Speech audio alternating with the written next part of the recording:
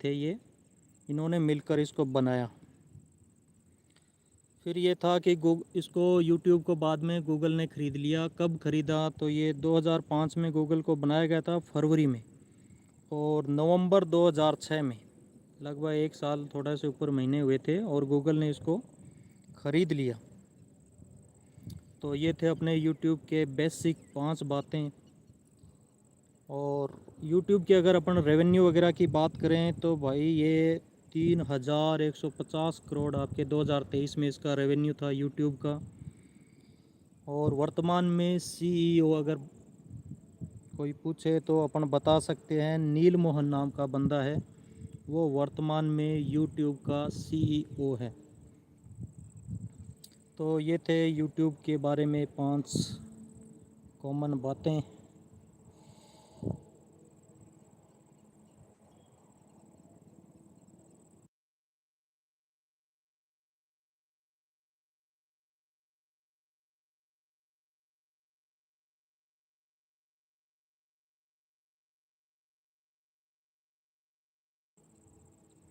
आसमान में घने बादल छाए हुए हैं, बारिश हल्की बूंदाबांदी चल रही है।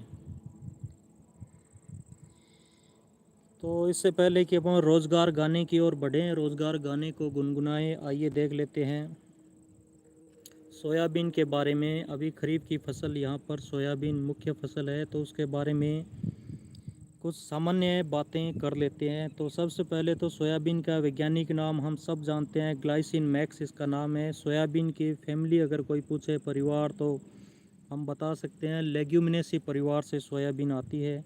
सोयाबीन को वंडर क्रॉप भी कहते हैं। वंडर क्रॉप क्यों बोलते हैं? क्योंकि सोयाबीन में पल्सेस में वैसे ही आपके प्रोटीन ज़्यादा होता है, लेकिन पल्सेस में लेग्यूमिनेसी फैमिली में सोयाबीन में 40% प्रोटीन और 20% ऑयल की मात्रा होती है, और इसमें यील्ड पोटेंशियल भी हाई होता है। तो इसलिए सोयाबीन को वंडर क्रॉप भी कहते हैं। जैसे हमने वंडर ट्री की कोई बात करें तो हम नीम को बोल देते हैं वंडर ट्री, ऐसे वंडर क्रॉप सोयाबीन को बोलते हैं। सोयाबीन की उत्पत्ति कहाँ हुई, इसका ओरिजिन कहाँ हुआ? तो भाई चीन है इसका ओरिजिन।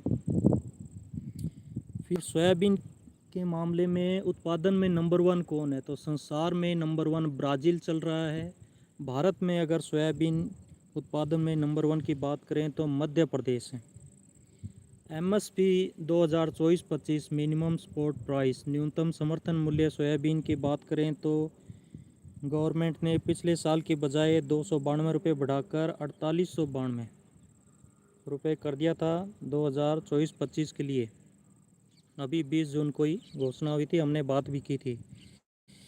सोयाबीन के इंस्टीट्यूट अपने भारत में अगर बात करें तो सोयाबीन पे लगभग हर क्रॉप्स पे इंस्टीट्यूट बने हुए हैं। सोयाबीन का है Indian institute of soybean research Indore में। कहाँ पर है ये अपना? इंदौर में।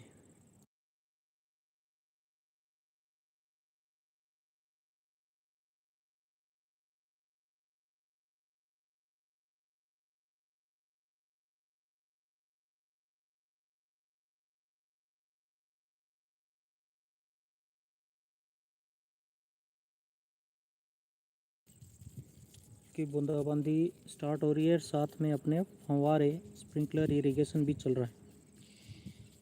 सोयाबीन की अगर सावधानी की बात करें तो सोयाबीन को वैसे तो वंडर क्रॉप है, खूब सारे प्रोटीन है, ऑयल है, सब कुछ है, लेकिन सावधानी ये ध्यान रखनी है कि उसको कच्चा सोयाबीन नहीं खाना है, बिना प्रोसेसिंग के, बिना कुकिंग के, बिना रोस्टिंग के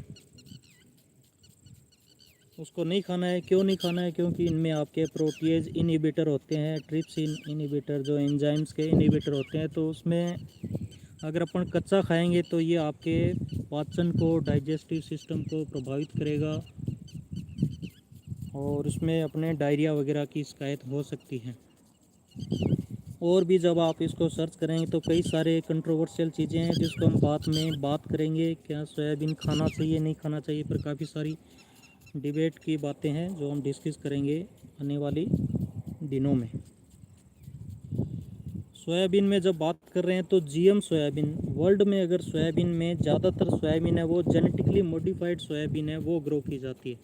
हालांकि अपने भारत में इसकी अभी तक इस पर बैन है, अनुमति नहीं है, ना ही हम इसको जीएम सोयाबीन जो